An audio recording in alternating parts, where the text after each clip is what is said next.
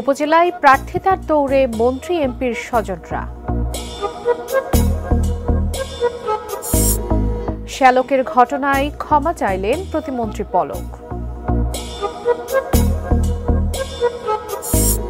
সড়ক দুর্ঘটনা রোধে কঠোর পদক্ষেপ নিতে বিআরজি এর অনীহা। Sponsored by RR Kabel and Online Properties Limited.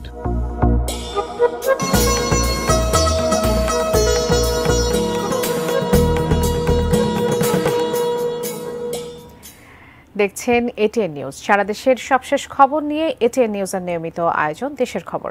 আপনাদের সবাইকে আমন্ত্রণ জানাচ্ছি, আমি বাবলি ইয়াসমিন। এতক্ষণ শুনছিলেন সংবাদ শিরোনাম, এবারে বিস্তারিত। মন্ত্রী এমপিদের স্বজনদের প্রার্থী হওয়ার বিরুদ্ধে কঠোর আওয়ামী লীগ, এর মধ্যে দলের সিদ্ধান্ত জানানো হয়েছে। কিন্তু কেন তাদের নিয়ে শঙ্কা?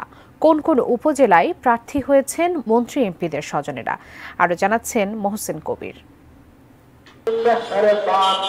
উপজেলা নির্বাচনে দলীয়ভাবে প্রার্থী দেয়নি আওয়ামী লীগ, তবে বেশ কিছু উপজেলাতে আত্মীয় স্বজনদের মনোনয়ন দিয়েছেন দলের প্রভাবশালী নেতারা। প্রথম ধাপে অন্তত 14 উপজেলায় স্থানীয় সংসদ সদস্যরা তাদের ছেলে, শ্যালক, আপন ভাই, চাচাতো বা খালাতো ভাইকে স্বতন্ত্র প্রার্থী করেছেন, জানিয়ে আওয়ামী লীগের তৃণমূলে ক্ষোভের সৃষ্টি হয়েছে। মন্ত্রী এমপিদের স্বজনদের মধ্যে যারা প্রার্থী হয়েছেন তাদের মধ্যে আলোচিত নাটোরের সিংড়া উপজেলা চেয়ারম্যান প্রার্থী আইসিটি প্রতিমন্ত্রী জুনায়েদ আহমেদ পলকের শ্যালক লুৎফুল হাবিব, যার বিরুদ্ধে প্রতিদ্বন্দ্বী এক প্রার্থীকে অপহরণের অভিযোগ রয়েছে।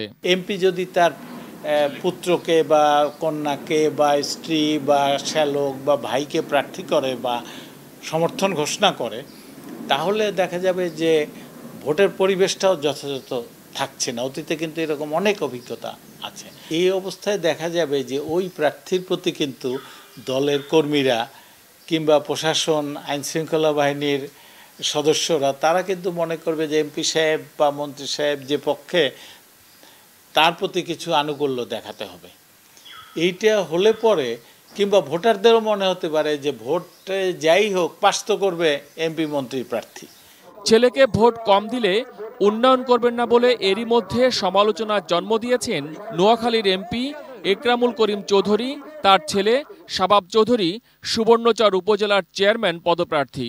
নোয়াখালীর হাতিয়ায় প্রার্থী হয়েছেন সংসদ সদস্য মোহাম্মদ আলীর স্ত্রী আয়েশা ফেরদৌস এবং তার ছেলে আশিক আলী। নোয়াখালীতে একটা দেখা গেল যে এমপি তার ছেলেকে দাঁড় করিয়ে বলছে যে তাকে সমর্থন না করলে উন্নয়ন কাজে তিনি অর্থ বরাদ্দ দিবেন। এমপির হাতে তো উন্নয়নের অর্থ বরাদ্দ থাকার কথা না, এই কথাটা বলাই কিন্তু অন্যায়। মাদারীপুর সদরে আওয়ামী লীগের সভাপতি মণ্ডলীর সদস্য শাহজাহান খানের বড় ছেলে আসিফুর রহমান খানকে প্রার্থী করা হয়েছে। বগুড়া সহ দেশের আরও কয়েক স্থানে প্রভাবশালী নেতারা তাদের স্বজনদের ভোটে দাঁড় করিয়েছেন। প্রার্থী সমর্থন নিয়ে এমপি মন্ত্রীদের সাথে স্থানীয় আওয়ামী লীগ নেতাদের মধ্যে বিরোধ প্রকাশ্য হচ্ছে, যা সুষ্ঠু ভোটের জন্য অন্তরায়ী।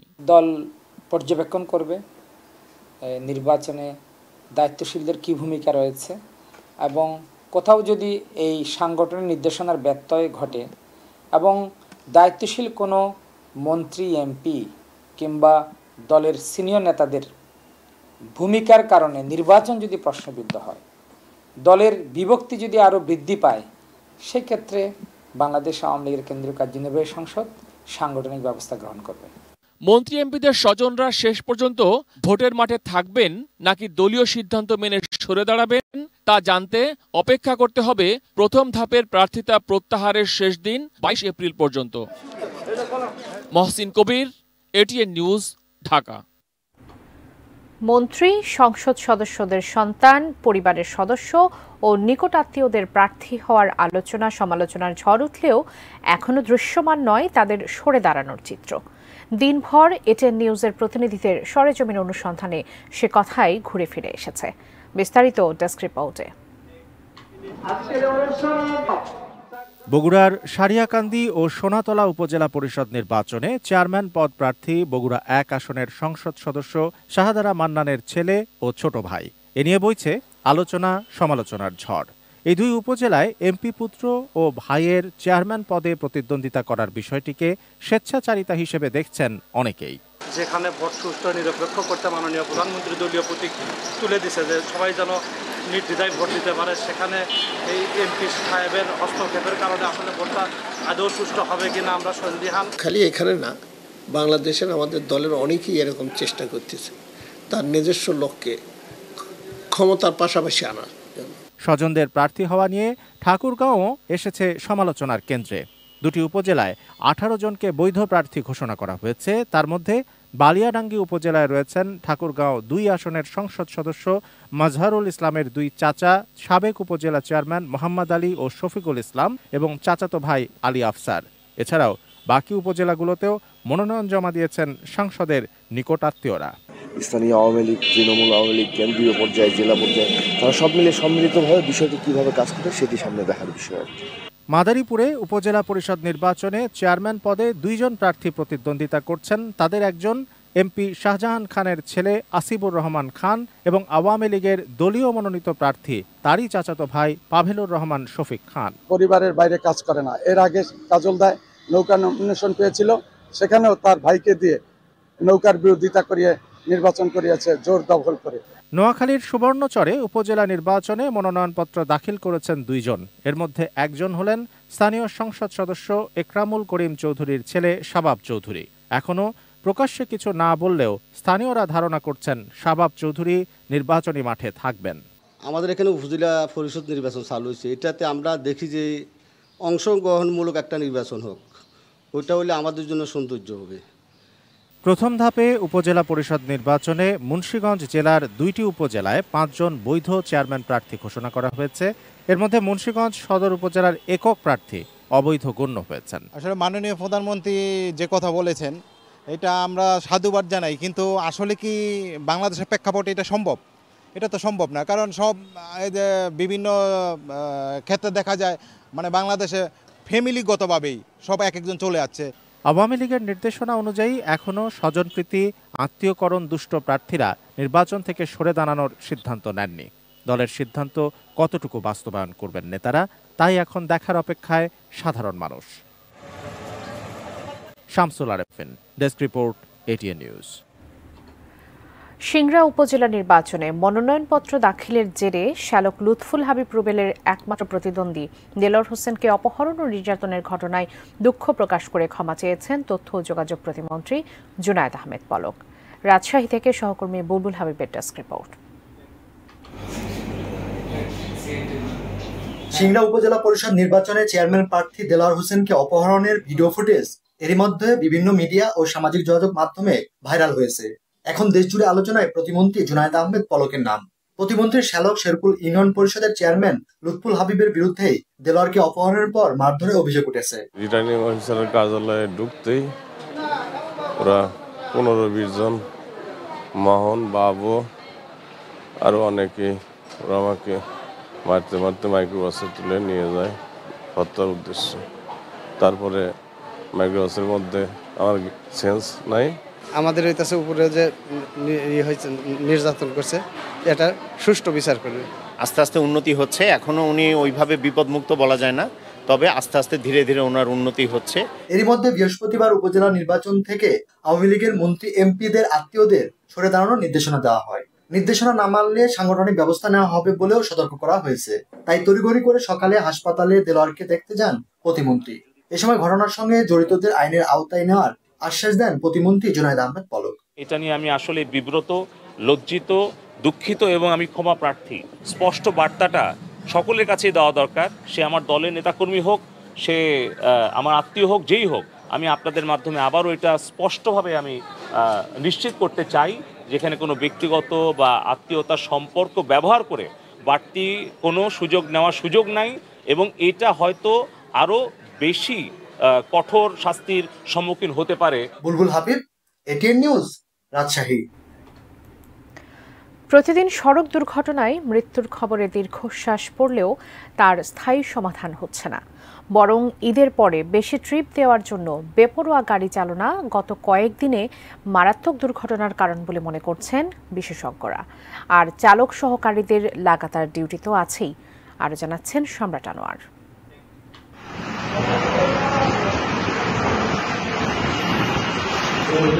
আনন্দযাত্রা মুহূর্তেই শেষ হয়ে যায় এমন দুর্ঘটনায়। ঈদের আগে এবং পরে কয়েকদিনে সড়ক মহাসড়কে এত ভয়াবহ দুর্ঘটনা ঘটেছে যাতে কেবল বিষাদ বেড়েছে। প্রতিবার ঈদযাত্রায় এত মৃত্যু কেন, সমাধান কেন হচ্ছে না তা জানতে কথা হয় কয়েকজন পরিবহন শ্রমিকের সাথে। তারা জানান, ঈদের সময়টাই পরিবহন ব্যবসায়ীদের মৌসুম। বাড়তি ট্রিপে এ সময় আয়ের সুযোগ বাড়ে, যার জন্য নিয়মিত বিশ্রাম এড়িয়ে চালক ও তাদের সহকারীরা টানা যাত্রী পরিবহন করেন। ঈদের আগে 4 দিন, ঈদের পরে হলো 3 দিন, এলো 7 দিন। 7 দিনই তো ঘুমার একটু সমস্যা হইবে, সারা বছর তো ঘুমাবো। তাই গেলে কিছু করার নেই, জলে বাস করে কুমিরে ভয় করতে লাভ নেই। ব্যাঙের কি সর্দি জ্বর আছে? দুর্ঘটনার এটি কেবল একটি মাত্র কারণ।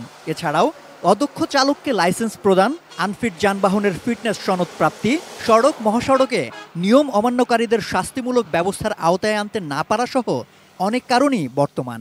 এই যে ঝুঁকিকে ঝুঁকি না মনে হওয়া, এটা কিন্তু একটা বড় ঝুঁকি। পাশাপাশি আসলে আমি মনে করি আমাদের বিভিন্ন কর্তৃপক্ষ তাদের যে দায়িত্ব, সেই দায়িত্বটাও কিন্তু ঈদের পরে দেখা অনেকটা ঢিলেঢালা হয়ে যায়। আমাদের হাইওয়ে পুলিশ তাদের চোখের সামনে কাভার্ড ভ্যানে খোলা ছাদে যাত্রী পরিবহন হচ্ছে, কিন্তু হাইওয়ে পুলিশের তাদের দায়িত্ব কি? দুর্ঘটনা ঘটবার জন্য যে ধরনের উপাদান দরকার সবকটি উপাদান আমরা সড়কে বিছিয়ে রেখেছি। যে পদ্ধতিতে সড়কে আইনের প্রয়োগ হচ্ছে সবকটি যদি আপনি দেখেন সবকটি ত্রুটিপূর্ণ। সড়কে শৃঙ্খলা ফেরানোর দায়িত্বে যারা আছেন তারা তাদের দায়িত্ব পালনের চেয়ে আত্মতুষ্টিতে বেশি ভুগছেন বলে মত বিশেষজ্ঞদের। যার কারণে সড়কের আধুনিকায়ন হলেও এখনও যানবাহনের আধুনিকায়ন, স্মার্ট চালক তৈরিতে প্রশিক্ষণ এবং সড়কে প্রযুক্তির ব্যবহার বাড়ানো যাচ্ছে না।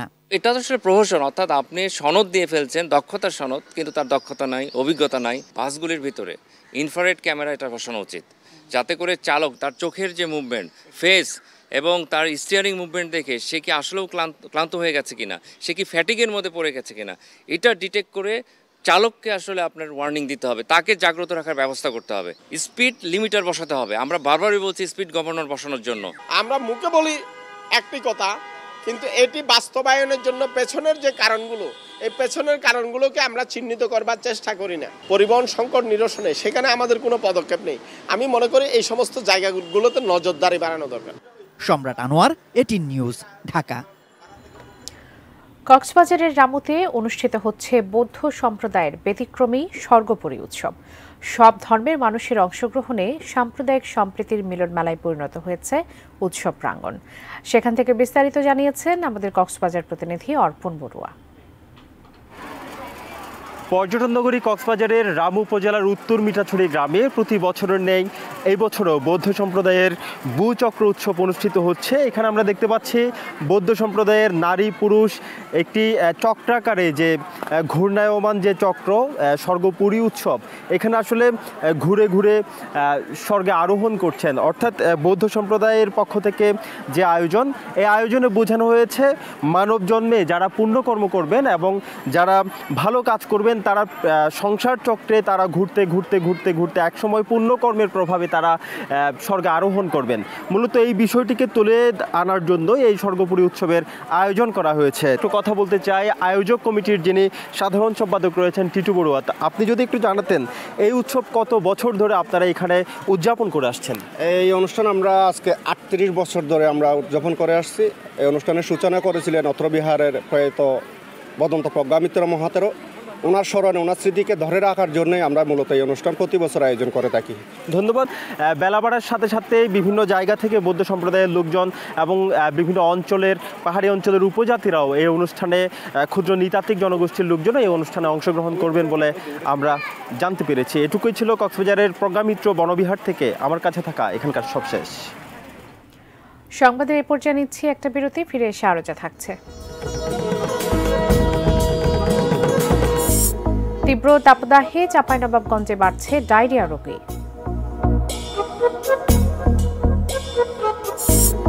দৃষ্টি প্রতিবন্ধী হাফেজ জাহিদের কৃতিত্বে উচ্ছ্বসিত লক্ষ্মীপুরবাসী।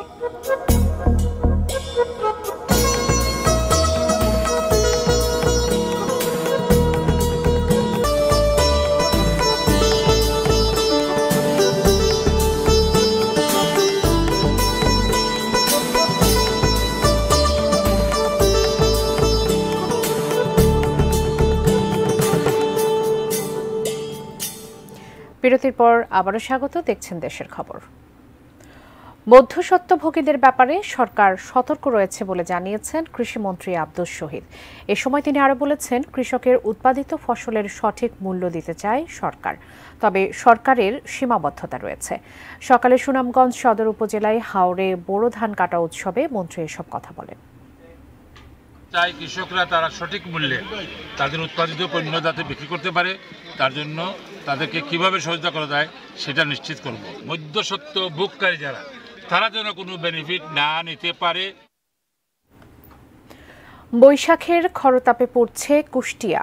একটু শীতল বাতাসের জন্য কেউ ছুটছেন গাছের ছায়ায়, আবার কেউ নিচ্ছেন ঠান্ডা পানির পরশ। তারপরও মিলছে না স্বস্তি, রয়েছে লোডশেডিং। তাপদাহে কুষ্টিয়ার অবস্থা জানিয়েছেন সহকর্মী শরীফুল ইসলাম। তাপদাহের কারণে কুষ্টিয়ার বাসীর জনজীবনও অনেকটাই অস্বস্তি এবং অতিষ্ঠ হয়ে পড়েছে। বিশেষ করে শহরে যারা বসবাস করছেন তারা প্রয়োজন ছাড়া ঘরের বাইরে বেরোচ্ছে না। সড়কে যোগাযোগও কমেছে, বিশেষ করে দূরপাল্লার যেসব যাত্রীবাহী বাসগুলো, তো আভ্যন্তরীণ যেসব বাস যাত্রীরা চলাচল করে ঘরের বাইরে না বের হওয়ার কারণে যাত্রী সংখ্যাও পরিবহনে যাত্রী কমেছে। আর পাশাপাশি এই তীব্র তাপদাহের কারণে জনজীবন অস্বস্তি হওয়ার কারণে একটু স্বস্তির পরশ নেওয়ার জন্য কেউ ছায়া ছুটে যাচ্ছে, কেউ একটু শীতল পরশ পাওয়ার জন্য শরবতের দোকানে ছুটে যাচ্ছেন। আর একটু বলে রাখি, বিশেষ করে যারা গ্রামাঞ্চলে থাকেন তারা এই তাপদাহের ফলে তাদের লোডশেডিং বেড়েছে। লোডশেডিংয়ের ফলে তারা আরও দুর্বিষহ অবস্থার মধ্যে পড়েছেন। আর যারা কৃষি কাজ করেন, বিশেষ করে কৃষিকাজ যারা নিয়োজিত আছেন কৃষকরা, তারা মাঠে তারা যেতেই পারছেন না। সকালে ভোরের দিকে কিছুটা কাজ করলেও ভোর যখন সকাল 8টা বা 8টার পরবর্তী সময়ে তারা আর মাঠে অবস্থান করতে না পেরে ঘরে ফিরছেন। একেবারে যে দেশের যে সর্বোচ্চ তাপমাত্রা বিরাজ করছে তারই আশেপাশে অবস্থানও কুষ্টিয়ার তাপমাত্রা বিরাজ করছে। তো সব মিলিয়ে কুষ্টিয়ার জনজীবন তীব্র তাপদাহের ফলে একেবারে অতিষ্ঠ দুর্বিষহ অবস্থায় রয়েছে। মানুষের প্রয়োজন ছাড়া মানুষের যেমন ঘরের বাইরে বেরোচ্ছেন না, পাশাপাশি কর্মক্ষেত্রেও তাদের একেবারে স্থবিরতা নেমে আছে। তো এই ছিল কুষ্টিয়া থেকে তাপদাহের সর্বশেষ খবর। গত কয়েকদিনের তীব্র তাপদাহে চাঁপাইনবাবগঞ্জে বাড়ছে ডায়রিয়া রোগের সংখ্যা। আক্রান্তদের মধ্যে শিশুদের সংখ্যাই বেশি। প্রচণ্ড গরমে ডায়রিয়ার প্রকোপ বাড়ছে বলে মনে করছেন চিকিৎসকরা। 250 শয্যা বিশিষ্ট চাঁপাইনবাবগঞ্জ জেলা হাসপাতালে রোগী বেশি হওয়ায় অনেকের জায়গা হয়েছে মেঝেতে। বুধবার রাত 12টা থেকে বৃহস্পতিবার দুপুর পর্যন্ত হাসপাতালে ভর্তি হয়েছেন 92 জন। অথচ ডায়রিয়া ওয়ার্ডে শয্যা সংখ্যা শিশুদের জন্য 10টি এবং নারীদের 15 থেকে 20টি। হাসপাতাল কর্তৃপক্ষ জানিয়েছেন, প্রতিদিন শতাধিক ডায়রিয়া আক্রান্ত রোগী চিকিৎসা নিচ্ছেন হাসপাতালে। এত রোগের চাপ সামলাতে হিমশিম খেতে হচ্ছে চিকিৎসকদের।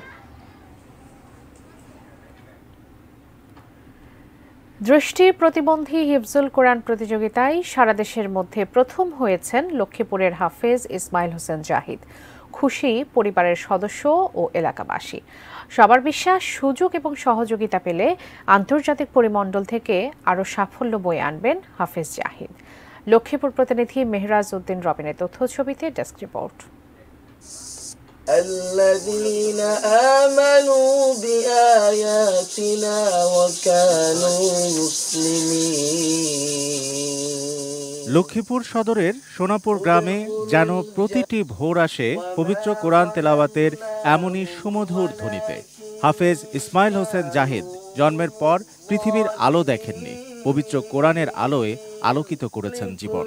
দেশের দৃষ্টি প্রতিবন্ধী হাফেজদের নিয়ে চট্টগ্রামে বেওয়ারিশ সেবা ফাউন্ডেশন আয়োজিত জাতীয় হিফজুল কোরআন প্রতিযোগিতা 2024-এ প্রথম হয়েছেন এই জন্মান্ধ হাফেজ। লক্ষ্মীপুর সদর উপজেলার পার্বতীনগর ইউনিয়নের সোনাপুর গ্রামের ডাক্তার বাড়ির মৃত হুমায়ুন কবিরের ছোট ছেলে জাহিদ। জন্ম থেকে অন্ধ জাহিদ লক্ষ্মীপুর শহরের আব্দুল গনি দৃষ্টি প্রতিবন্ধী ব্রেইল মাদ্রাসায় ভর্তি হন। পড়াশোনা চলাকালীন মারা যান বাবা। আত্মীয় স্বজনদের সহযোগিতায় জাহিদ হেফজ শেষ করেন 22 সালে। গেল রমজানে চট্টগ্রামে বেওয়ারিশ সেবা ফাউন্ডেশনের হিফজুল কোরআন প্রতিযোগিতায় সারা দেশের 120 জন দৃষ্টি প্রতিবন্ধী হাফেজ অংশ নেন। সেই প্রতিযোগিতায় চ্যাম্পিয়ন হন হাফেজ জাহিদ। অন্ধরা এখন আগের মতো সমাজের মধ্যে বোঝা এমন কিছু না। জাহিদের সাফল্যে সোনাপুর গ্রামে আনন্দের বন্যা। গর্বিত স্বজনদের আশা সহযোগিতা পেলে প্রতিভাবান এই এতিম ছেলেটি আন্তর্জাতিক মানের হাফেজ হয়ে উঠবেন। দেশের জন্য বয়ে আনবেন আরও সম্মান। অনেকে অনেক কথা বলছিল যে অন্ধ দিয়ে কি হবে। আমাদের কিছু শিকার আছে, অন্ধ হয়েও সে অনেক ভালো হাফেজ হয়ে তারপরে প্রতিযোগিতা দিয়ে 1 নম্বর হয়েছে। হাফেজ জাহিদুল ইসলামকে দেখে সব দৃষ্টি প্রতিবন্ধীরা যেন লেখাপড়ার জন্য উদ্গ্রীব হয়। জাহিদের সাফল্য দেখে অন্য দৃষ্টি প্রতিবন্ধীরাও অনুপ্রাণিত হবেন বলে আশা সবার। Shamsul Arefin, desk report, ATN news. কিশোরগঞ্জের কুলিয়ারচরে দিন দিন বাড়ছে মিষ্টি কুমড়ার আবাদ। আধুনিক পদ্ধতিতে বাণিজ্যিক চাষাবাদে লাভবান হচ্ছেন কৃষকরা। বিষমুক্ত সবজি উৎপাদনে প্রশিক্ষণের মাধ্যমে কৃষকদের উদ্বুদ্ধ করছে কৃষি বিভাগ। ভৈরব প্রতিনিধি মোহাম্মদ তুহিন মোল্লার তথ্যছবিতে ডেস্ক রিপোর্ট। মিষ্টি কুমড়া একটি লাভজনক ফসল। ব্যাপক চাহিদা থাকায় কিশোরগঞ্জের কুলিয়ারচরে দিন দিন জনপ্রিয় হয়ে উঠেছে বিষমুক্ত মিষ্টি কুমড়া চাষ। এতে ভাগ্য বদলেছে অনেক বেকার যুবক ও প্রান্তিক চাষির। মিষ্টি কুমড়া চাষে পানির তেমন একটা বেশি দরকার পড়ে না, সার নিড়ানি খরচও কম। পরিত্যক্ত মাঠ বা জমির আইলের পরেও এর আবাদ ভালো হয়। 1 বিঘা জমিতে 7 থেকে 8 হাজার টাকা খরচে লাভ 50 থেকে 60 হাজার টাকা। কৃষকরা জানান ধানের চেয়ে মিষ্টি কুমড়া চাষের খরচ কম, লাভ কয়েক গুণ বেশি। আমরা আগে এগুলিতে জমিতে ধান ফসল করতাম, ধান ফসলের তেমন উন্নতি নাই এবং লাভবান না। আমরা মিষ্টি কুমড়া আজ 6-7 বছর ধরে পরিচালনা করছি। অন্যান্য লোকে মিষ্টি কুমড়া করে, এর দেখা দিয়ে মিষ্টি কুমড়া করলাম, করে দিয়ে মোটামুটি ভালো লাভবান আছে। প্রতি করে 22-23 হাজার টাকা বেচতারি, 1,000-3 টাকা খরচা। কুলিয়ারচরের মিষ্টি কুমড়া সরবরাহ হচ্ছে ঢাকাসহ দেশের বিভিন্ন স্থানে। কীটনাশক মুক্ত নিরাপদ ফলনে কৃষকদের প্রশিক্ষণ দিচ্ছে কৃষি দপ্তর। বিষমুক্তভাবে জৈবিক বালাইনাশক ব্যবহারের মাধ্যমে কুলিয়ারচরের মিষ্টি কুমড়া চাষাবাদ হয়ে থাকে। আমাদের কৃষক ভাইরা নিজেরা যেরকম আর্থিকভাবে লাভবান হচ্ছেন, তেমনি অন্যান্য কৃষক ভাইদেরকে মিষ্টি কুমড়া চাষে উদ্বুদ্ধ করছে। চন্দন পাল, ডেস্ক রিপোর্ট, ATN নিউজ। শেষ করার আগে শিরোনামগুলো জানিয়ে দিচ্ছি আরও একবার। উপজেলায় প্রার্থিতার দৌড়ে মন্ত্রী এমপির স্বজনরা। শ্যালকের ঘটনায় ক্ষমা চাইলেন প্রতিমন্ত্রী পলক।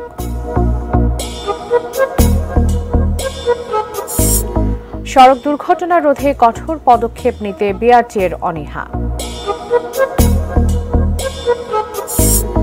তীব্র তাপদাহে চাঁপাইনবাবগঞ্জে বাড়ছে ডায়রিয়া রোগী। দৃষ্টি প্রতিবন্ধী হাফেজ জাহিদের কৃতিত্বে উচ্ছ্বসিত লক্ষ্মীপুরবাসী। Sponsored by RR Kabel and Online Properties Limited.